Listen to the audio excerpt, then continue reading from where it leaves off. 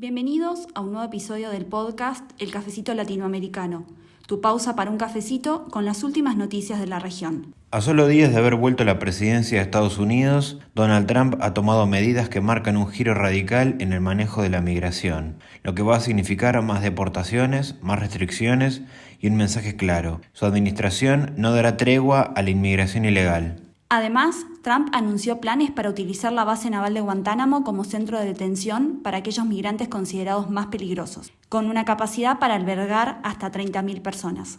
Estas medidas han generado críticas de organizaciones internacionales y de gobiernos extranjeros, que las consideran una violación a los derechos humanos y al derecho internacional. ¿Qué significa esto para América Latina? ¿Cómo impactará en los millones de migrantes que buscan una oportunidad en Estados Unidos? ¿Cuáles fueron las reacciones de los distintos gobiernos latinoamericanos y, especialmente, qué pasó el fin de semana pasado cuando el presidente de Colombia no dejó aterrizar en Bogotá a un avión militar con ciudadanos colombianos deportados? Yo soy Fede.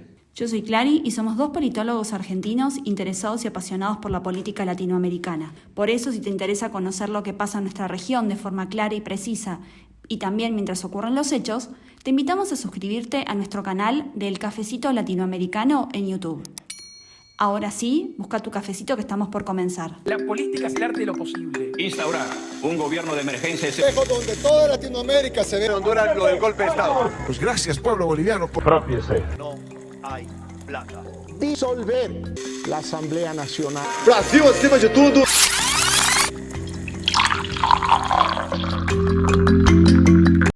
Entonces, Fede, para ir entrando en tema, ¿cómo podemos resumir este giro en la política migratoria de Trump en sus primeros 10 días de presidencia? ¿Cuáles fueron las medidas que anunció? En estos primeros días de su segundo mandato, el presidente Donald Trump ha implementado una serie de medidas que endurecen significativamente la política migratoria de Estados Unidos. El 20 de enero de 2025, o sea el mismo día que asumió, Trump declaró una emergencia nacional en la frontera sur, calificando la situación como una invasión de migrantes hispanos hacia Estados Unidos. Por eso, ordenó el despliegue de tropas adicionales y la reanudación de la construcción del muro, buscando fortalecer la seguridad y reducir el flujo de migrantes indocumentados. En su primer día en el cargo, firmó 10 órdenes ejecutivas orientadas a acelerar las deportaciones y aumentar la seguridad fronteriza. Estas órdenes instruyen a los agentes fronterizos a deportar de manera expedita a los migrantes que cruzan ilegalmente, sin otorgarles audiencias de asilo.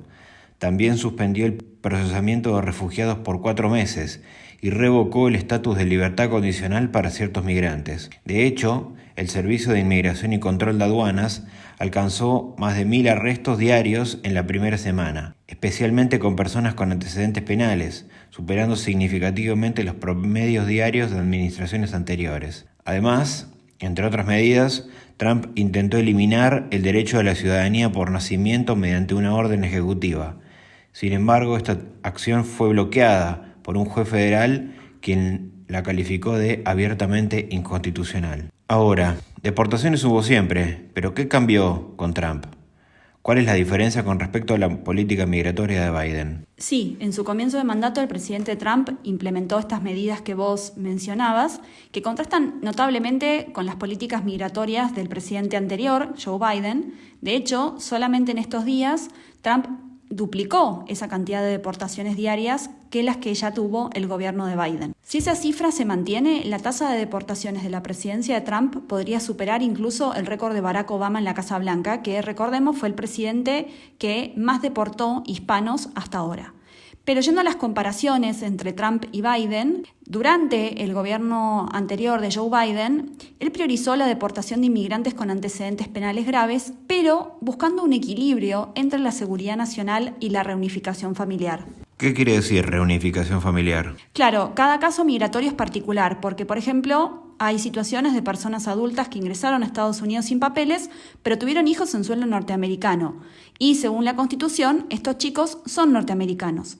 Entonces esto le generaba al Estado norteamericano una disyuntiva, ¿no? ¿Qué hacer en estos casos? Porque si se deportan a los adultos, los menores quedan sin padres. Pero a su vez, el Estado norteamericano no puede deportar a un ciudadano menor que encima no cometió un delito. Entonces, ¿la familia qué hace? Bueno, en muchos casos decide irse de forma completa al país latinoamericano de origen, pero eso le genera un problema al menor de edad norteamericano que tiene que emigrar y abandonar su país, que en definitiva es Estados Unidos. ¿Y Trump?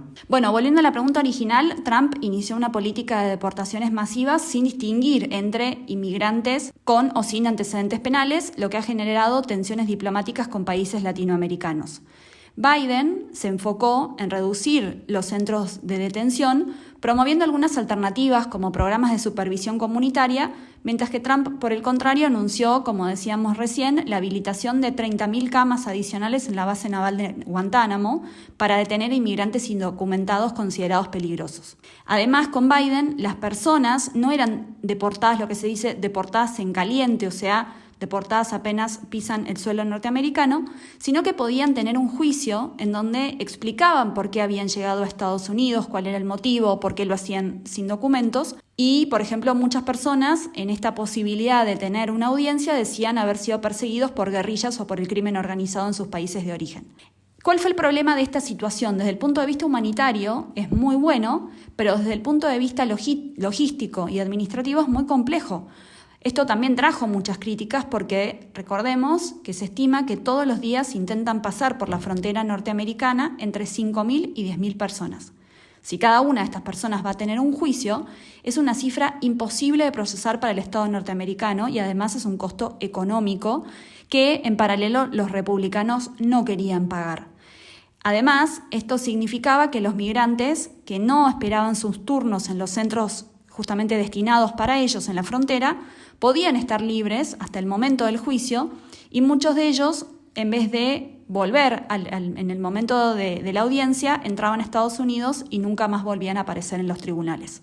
Esto generó un enorme perjuicio para el gobierno de Biden.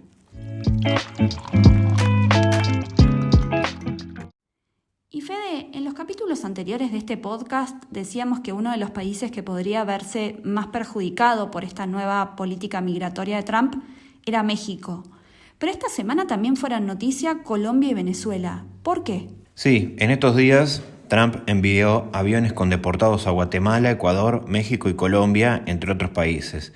Y esto generó una gran polémica el fin de semana pasado con Gustavo Petro, el presidente de Colombia. ¿Por qué? Todo comenzó cuando el gobierno de Petro rechazó la llegada de 2 aviones militares de la Fuerza Aérea de Estados Unidos a territorio colombiano. Según dicen desde el gobierno norteamericano, la administración de Petro había autorizado el despegue de estos aviones, pero como estaban en espacio aéreo colombiano, no les dieron la orden para aterrizar y tuvieron que volver a Estados Unidos. ¿Cuál fue la razón para no dejarlos llegar a Colombia? Estos aviones venían con ciudadanos colombianos deportados que, según Trump, no cumplían con las normativas migratorias y debían ser retornados a su país. Sin embargo, lo que Petro cuestionó fuertemente no fue solo la acción de la deportación en sí, sino el modo en que se estaba llevando a cabo. Según el presidente colombiano, el uso de aviones militares y el trato hacia los deportados era inaceptable. Incluso la calificó como una situación inhumana, ya que estos deportados viajaban con las manos esposadas y bajo condiciones que él consideraba denigrantes. ¿Y cuál fue la reacción de Trump a ese rechazo de Petro? Bueno, conocido por su postura firme en materia migratoria, no tardó en responder.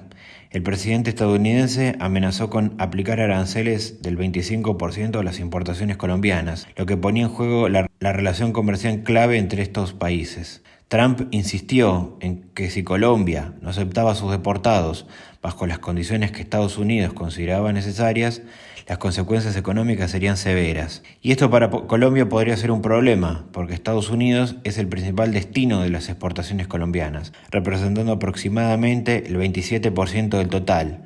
Y esta decisión de Trump podría afectar el 1% del PBI colombiano, lo que significa casi $5.000 millones. Y al final, Clary, ¿cómo se resolvió este problema? Bueno, ante esta escalada diplomática y buscando evitar un conflicto mayor, los dos gobiernos comenzaron a negociar. La respuesta de Colombia fue firme. Petro no iba a aceptar a los deportados en aviones militares de Estados Unidos, pero sí en aeronaves de la Fuerza Aérea Colombiana, lo que, según él, iba a garantizar un trato más digno para los deportados. El acuerdo también estipuló que estos deportados no iban a ser transportados bajo condiciones extremas, como por ejemplo el uso de esposas durante el traslado. Y por último, en estos días Trump también anunció una medida que podría afectar a miles de venezolanos que viven en Estados Unidos. Exactamente. El presidente Donald Trump revocó la extensión de lo que se llama el estatus de protección temporal, o TPS por las siglas en inglés, que beneficiaba a más de 600.000 venezolanos en Estados Unidos y que esto fue otorgado durante la presidencia de Biden y unos días antes Biden de irse de la presidencia lo había extendido hasta el año 2026. Y esto es lo que Trump canceló. ¿Qué es el TPS? Es un programa migratorio de Estados Unidos que permite a los ciudadanos de ciertos países poder vivir y trabajar en Estados Unidos de manera temporal cuando sus naciones de origen enfrenten condiciones extraordinarias como guerras, desastres naturales o situaciones de violencia extrema. Y Venezuela es uno de estos países reconocidos por el TPS. Cuando un país es designado bajo esta modalidad, sus ciudadanos pueden obtener una protección temporal en Estados Unidos sin miedo a ser deportados, a pesar de que esto no significa tener un estatus migratorio permanente. El TPS no es una ciudadanía permanente, pero sí le permite a las personas beneficiadas poder vivir y trabajar legalmente en el país mientras este TPS sea válido. Esta revocación por parte de Trump para los ciudadanos venezolanos ahora genera una enorme incertidumbre para cientos de miles de venezolanos acerca de su futuro legal, porque según el momento en el que se le venza este TPS a cada migrante, a partir de esa fecha va a quedar en una especie de limbo migratorio sin poder trabajar ni vivir legalmente. El problema es que, dado lo que ya sabemos que pasa en Venezuela, estas personas no van a poder quedarse legalmente en Estados Unidos, pero tampoco pueden volver a su país de origen. Esto claramente nos va a dar una línea también de lo que puede llegar a ser el tratamiento que Trump le dé a la situación en Venezuela. Bueno, esperamos que les haya gustado el capítulo de hoy.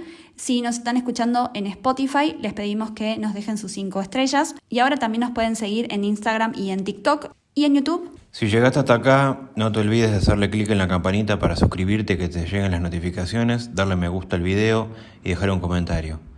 Hasta la próxima.